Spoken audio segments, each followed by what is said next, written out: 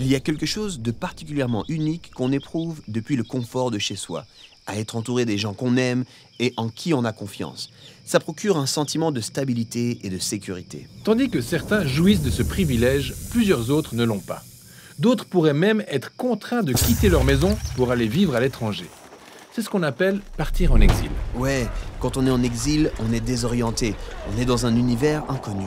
Le récit biblique rapporte que les anciens Israélites, conquis par Babylone, se sont retrouvés en exil loin de leur patrie. Alors, ils ont dû se demander, mais comment nous sommes-nous retrouvés ici? Y a-t-il un espoir de rentrer chez nous? L'ensemble du récit biblique est justement conçu pour répondre à ces questions. L'ensemble du récit? Vraiment? Tout à fait. Retournons aux premières pages de la Bible. Où vivent les humains? D'accord. Ils vivent dans ce jardin vraiment paisible qui est leur maison. Et ils y sont à une condition: faire confiance et obéir au seul commandement de Dieu, ce qu'ils ne font pas. Conséquence, ils sont chassés du jardin. Ah, ils sont envoyés en exil. Exactement. Ce qui est arrivé est une préfiguration de l'histoire d'Israël. Comment ils ont reçu le cadeau de la terre promise et avaient le droit d'y rester à la seule condition de respecter les termes de l'alliance contractée avec Dieu. Ce qu'ils n'ont pas fait. Par conséquent, ils ont été envoyés en exil.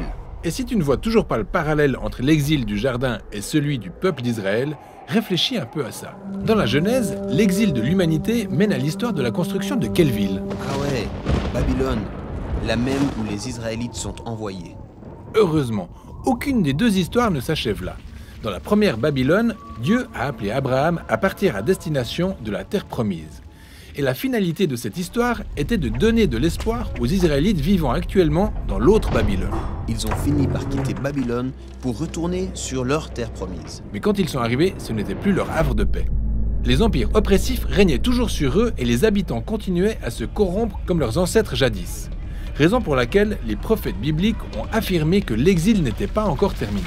Comment pouvaient-ils penser qu'ils étaient encore en exil alors qu'ils étaient rentrés chez eux? Ouais, c'est très important.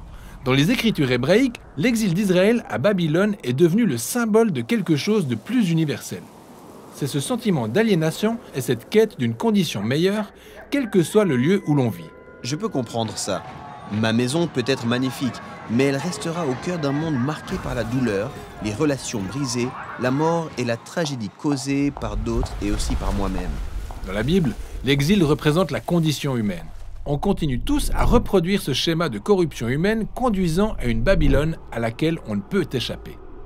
Et peu importe où on vit, on aspire tous à un meilleur lieu de résidence.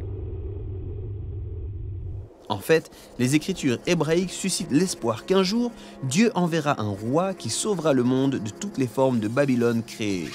Et des générations plus tard, on découvre cet Israélite appelé Jésus de Nazareth.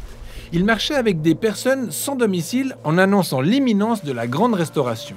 Ce bien-être d'avoir un chez-soi que le peuple d'Israël et l'humanité tout entière recherchaient. Ouais, ce Jésus se souciait vraiment des gens sans domicile. Il accueillait bien l'étranger. Il dit qu'on démontre l'amour de Dieu quand on invite les exclus et qu'on organise des fêtes pour ceux-là qui n'ont de place nulle part. Jésus a aussi affirmé qu'Israël et l'humanité entière se sont égarés, que l'égocentrisme nous a poussés à créer de mauvais foyers fondés sur le statut et le pouvoir, ce qui conduit inévitablement à l'exclusion des autres. On vit dans un exil qu'on a nous-mêmes monté de toutes pièces. Mais Jésus a dit: le véritable chemin du retour passe par la vulnérabilité, le service et le pardon. Et puis Jésus a expérimenté l'exil à nos côtés, pour qu'à travers lui, nous puissions voir le véritable chemin du retour. Mais quel est-il? Eh bien, Jésus a dit qu'il est le chemin. Sa vie et son amour par le don de soi se sont révélés plus puissants que le chaos de l'humanité. Il a ouvert une voie vers notre véritable demeure. À mesure que les disciples de Jésus se consacraient à lui, ils ont découvert cette nouveauté de vie. Ils sont convaincus que le véritable retour de l'exil a été initié. C'est pour ça qu'ils se font appeler voyageurs ou pèlerins sur terre. Ah, c'est vrai. Ils affirment des choses du genre « Le monde n'est pas notre demeure, car nous sommes des citoyens du ciel ». Ainsi donc, les disciples de Jésus restent des exilés jusqu'au jour où Jésus reviendra pour transformer ce monde en une véritable demeure.